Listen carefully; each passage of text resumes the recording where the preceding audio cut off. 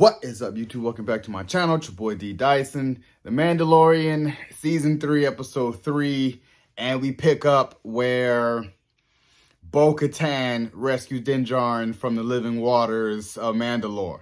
And she kind of questions him a little bit as he gets up, he wakes up, and it's like, I've been redeemed.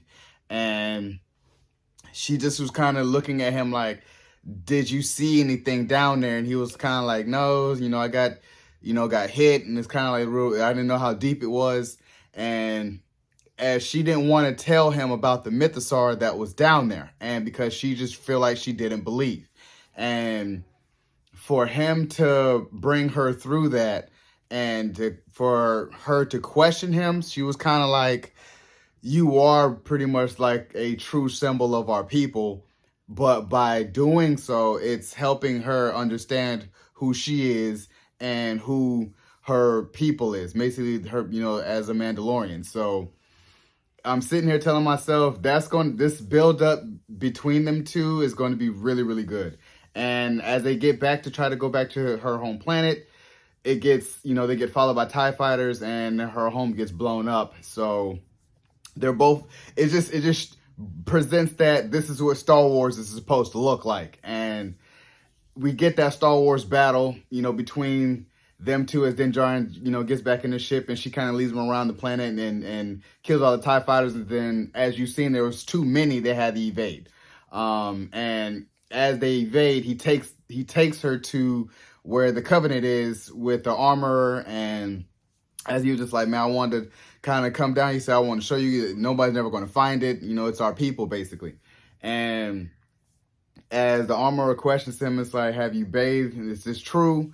And he brought that proof. And even when Din Djarin was telling her, Bo-Katan before they got there was like, don't take off your helmet. Like, don't. Like, just don't. And as she looks at it like as a crazy religious zealot, now she's kind of probably feeling like, oh crap, they might be right. Just as an ancestral practice that her people did. So she's trying to understand more and more about her people. So when he brought the proof of the living water, and he's like, have you removed your helmet? He's like, nope. And then she feels like, well, by creed, you also was in there too. Have you removed your helmet since you was in there? She was like, no. Then you're redeemed as well. So you guys are actual Mandalorians. You are Mandalorians.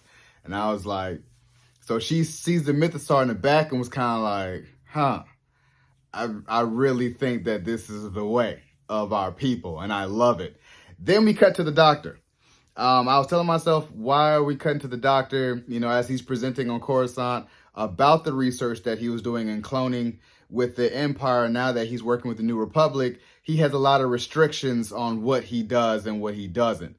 And he finds someone that was on Moff Gideon's ship with him, as she is now in the New Republic, or so we thought. So basically leading him to find some of these things that he was working with as the Empire. I feel like in the New Republic, he's very restricted. They don't believe in his work of cloning. So she was offering him, how about we go to an abandoned Imperial Star Cruiser and get what you need. And as basically this quest probably took about a good 20 minutes, 30 minutes chunk of this episode. I mean, this is it's the longest episode of the season, and that took a big chunk. So I'm thinking they're building up for what we're going to see. And it might be a baby Yoda, like it might be, or some type of power of midichlorians for Palpatine. Like he may still be alive. So I'm interested in how this is really going to play out. I just feel like it dragged a little bit with the doctor, but trying to get to see what he was doing, and then finding out that the officer that was on Moff Gideon's ship, she's in the New Republic.